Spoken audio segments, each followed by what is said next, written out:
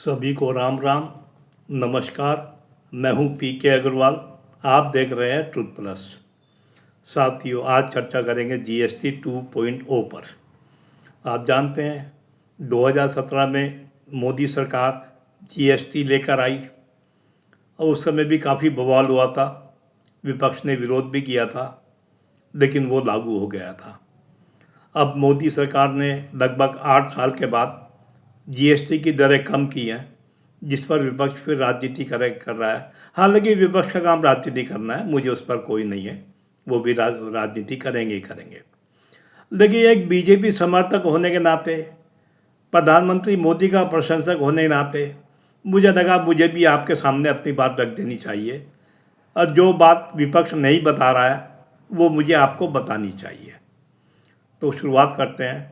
जब जीएसटी लागू हुआ था, इसका मेरी जो बातों का आधार है वो निर्मला सीतारमण जी वित्त मंत्री, उनके कुछ इंटरव्यू और अमित शाह के इंटरव्यू हैं, जिसके आधार पर मैं आपको बता रहा हूँ। मैं अपनी तरफ से कुछ नहीं बता रहा हूँ। अब आप जानते हैं जीएसटी से पहले वैट था।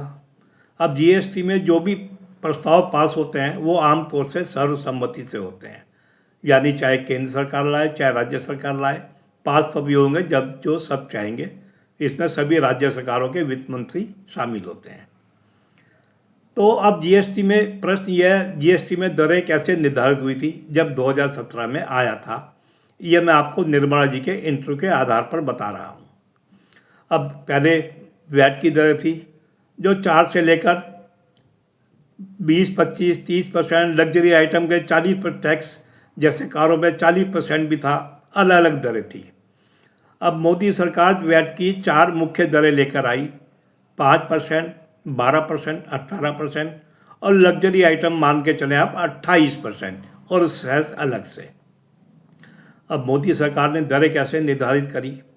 बकौल निर्मला जी, यदि कोई चीज़ 4% में थी उसे 5% में डाल दिया गया, 6 और 7, 8 वाली वो भी 5 में डाल दी गई। यानी जो दरें जिस जीएसटी स्लैब के नज़दीक थी उसे उसमें डाल दिया गया। 9, 10 और 11 वाली 12 में डाल दी गई। ऐसे ही 13, 14 और शायद 15 वाली भी 12 में डाल दी गई। और इसमें हो सकता है कुछ अपवाद भी रहे हो, मैं उसके बारे में नहीं बता रहा हूँ। सामान्यतः ये फॉर्मूला तय किया गया। अब बताइए, यदि ये फॉर्मूला तय किया गया तो आप कैसे कह सकते हैं कि 2017 में जीएसटी की दरें ऊंची थी? आप बताइए, खुद सोचिए कैसे कह सकते हैं। यदि उस समय जीएसटी की दरें ऊंची लग रही थी तो उसका कारण तो तत्कालीन वैट होना चाहिए ना, जो कि पुरानी सरकारों में चल रहा था, खासकर यूपीए में। लेकिन ये बात कोई आपको बताएगा नहीं। अब दूसरी बात कहा गया कि जीएसटी में दरें ऊंची थी। अब बताइए, अगर जीएसटी में दरें ऊंची थी तो राज्य सरकारों ने जीएसटी में की दरें, जीएसटी का कलेक्शन कम होने के डर से केंद्र सरकार से गारंटी क्यों मांगी थी? अब राज्य सरकारों का भी एक फॉर्मूला होता है, उनके भी अपने खर्चे होते हैं, कर्मचारियों का वेतन देना होता है, उनके भत्ते बढ़ते हैं, डीए लगता है, या प्रोजेक्ट चलते हैं, श्रम बढ़ता है, चीज़ें महंगी होती हैं, बजट बढ़ता है। तो उनका भी एक फॉर्मूला होता है कि उन्हें भी राजस्व कलेक्शन एक निश्चित मात्रा में वृद्धि चाहिए ताकि वो अपनी योजनाओं को बना सकें। वो गारंटी उन्हें मोदी सरकार ने दी थी। और अमित शाह जी के अनुसार 2024 तक केंद्र सरकार ने वो जिम्मेदारी निभाई है। अब बताइए, अगर मोदी सरकार ने जीएसटी की दरें ज़्यादा की थी तो राज्य सरकारों को डरने का कारण क्यों था कि जीएसटी कलेक्शन कम हो सकता है, उन्हें जो पर्याप्त वृद्धि चाहिए वो नहीं मिलेगी। यानी उन्हें डर था कि नई दरों से जीएसटी कलेक्शन, जो वैट कलेक्शन होता है, उसकी तुलना में कम हो सकता है, जिसकी केंद्र सरकार ने गारंटी दी थी। यानी जीएसटी दरों से उन्हें टैक्स कलेक्शन कम होने का डर था, तो फिर जीएसटी दरें कहाँ बढ़ाई गई थी? यदि बढ़ा हुआ था तो वैट बढ़ा हुआ था, ये इस निष्कर्ष आप निकाल सकते हैं। अब यहाँ पर कुछ लोग ये भी कहते हैं, जब प्रधानमंत्री मोदी गुजरात के मुख्यमंत्री थे उन्होंने जीएसटी का विरोध किया था।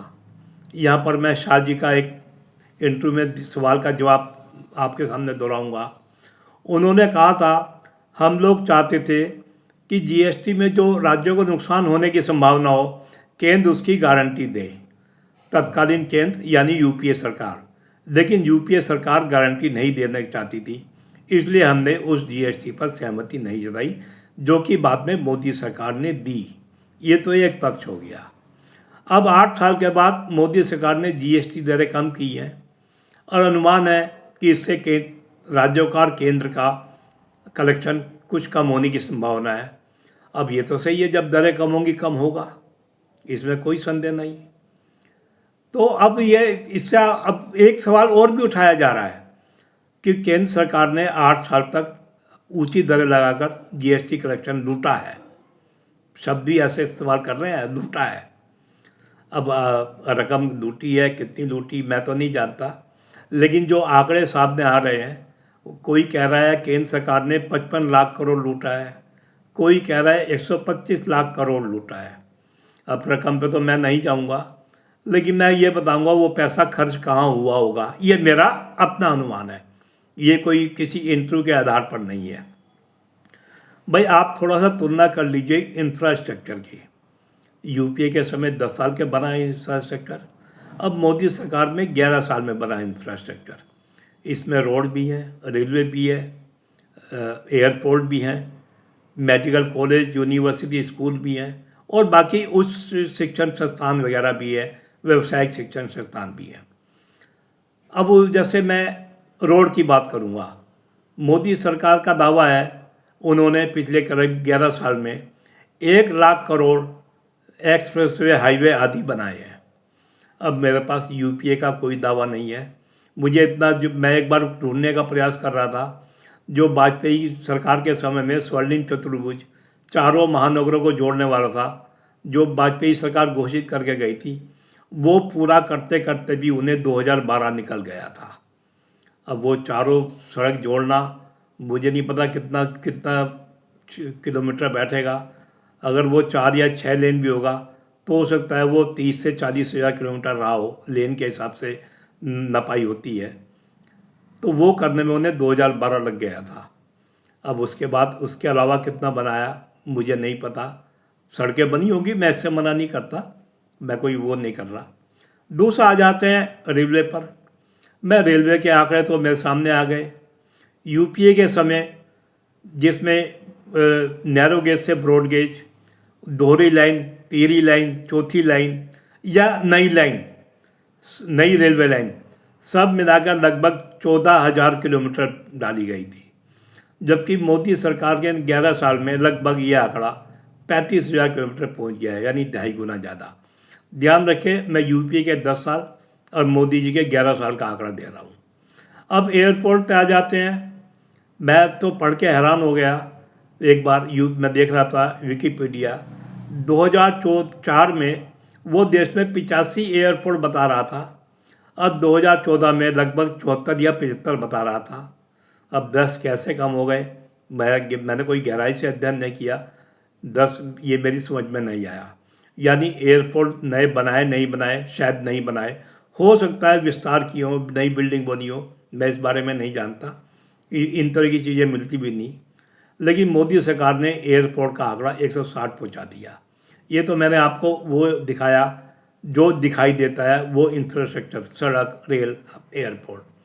इसके अलावा मेडिकल कॉलेज, यूनिवर्सिटी और जो कॉलेज बने हैं या आईएम, एम्स, आईआईटी बने हैं। अब जैसे यूपीए ने एम्स बनाए थे, 2004 में शिलान्यास कर दिया था। अब ऐसी जानकारी नहीं मिलती क्या उनकी बिल्डिंग कब बनी, यूपीए के समय में ऐसी कोई जानकारी नहीं मिलती। हो सकता है वो बिल्डिंग भी मोदी जी ने आकर ही बनाई हो। तो आप निर्माण देख लें, विनिर्माण देख लें, और बाकी जो आप एयर डिफेंस का मामला, ये तो आप ऑपरेशन सिंदूर में देख ही चुके हैं। नेवी, मोदी जी ने कहा है कि पिछले 11 साल में हमने 40 शिप कमीशन की है, जिसमें 1-2 को छोड़ दें तो सारे मेड इन इंडिया हैं। यही स्थिति आप सेना के तीनों अंगों में देख सकते हैं। यानी अगर मोदी जी के राज में जीएसटी कलेक्शन हुआ तो वो खर्चा कहाँ हुआ, इससे आप अनुमान लगा सकते हैं। आप यूपीए के आंकड़े उठा सकते हैं, हालांकि यूपी के आंकड़े ढूंढने में मुझे बड़ी समस्या आती है, मिलते नहीं है। मोदी जी के आंकड़े मोदी जी के भाषण से मिल जाते हैं। मैं मोदी जी के भाषण सुनता इसलिए हूँ ताकि मुझे पता लगे देश में कहाँ का प्रगति हो रही है, कहाँ का नए प्रोजेक्ट का शिलान्यास नींव रखी जा रही है, कहाँ का उद्घाटन किया जा रहा है।